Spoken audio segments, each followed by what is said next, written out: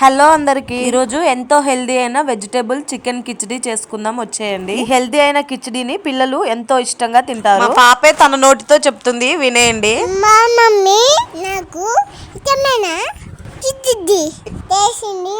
ఈ yummy and tasty veggies loaded chicken కిచిడిని ఎలా చేసుకున్నానో చూసేద్దాం రండి. ఫస్ట్ అయితే చిన్ని కుక్కర్ లో ఆయిల్ హీట్ అయిన తర్వాత జీలకర్ర, ఆనియన్స్, క్యారెట్స్, ఇంకా టొమాటోస్, ఆలు ఇవన్నీ ఒక్కో వెజిటేబుల్స్ సన్నగా కట్ చేసుకొని వేసుకున్నాను. మీ దగ్గర ఉంటే ఇంకా ఏమైనా వెజీస్ యాడ్ చేసుకోండి. ఇంకా దీని టేస్ట్ ని ఎన్హాన్స్ చేసుకోవచ్చు. వెజిటేబుల్స్ అన్ని వేసిన తర్వాత ఒకసారి గరిటెతో అంతా మిక్స్ చేసుకోండి ఆయిల్ లో కలిసేట్టు. ఆయిల్ లో మంచిగా కుక్ అయిన తర్వాత మూత పెట్టి కాసేపు మగ్గించుకోండి. మూత తీసి ఒకసారి కలుపుకోండి. ఆయిల్ ఇలా పైకి తేలిన తర్వాత చికెన్ ని వేసుకొని అలా ఒకసారి మిక్స్ చేసుకోండి.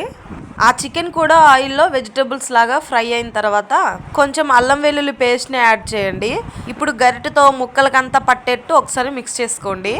అల్లం పేస్ట్ పచ్చివాసన మొత్తం పోతుంది. ఈ అల్లం పేస్ట్ ని మించి వేరే ఏ మసాలాలు నేను యూజ్ చేయట్లేదు. ఇక్కడ జస్ట్ అల్లం, పసుపు, సాల్ట్, పెప్పర్ పౌడర్ మాత్రమే వాడుతున్నాను.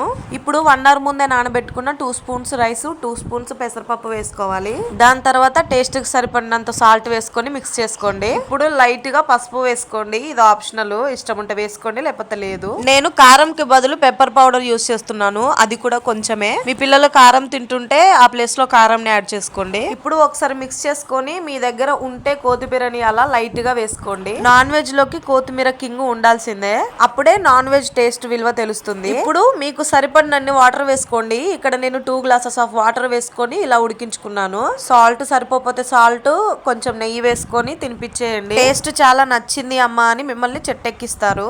అప్పుడు నాకు వచ్చి ఒక థ్యాంక్స్ అని కమెంట్ చేసేయండి. ఇలాంటి హెల్తీ ఇంకా వెయిట్ గెయిన్ రెసిపీస్ కోసం మన ఛానల్ ని సబ్స్క్రైబ్ చేసుకోవడం అస్సలు మర్చిపోవద్దు. నెక్స్ట్ ఇంకో యమ్మీ అండ్ హెల్తీ వీడియోతో కలుస్తాను. అప్పటి వరకు బాయ్ అందరికీ.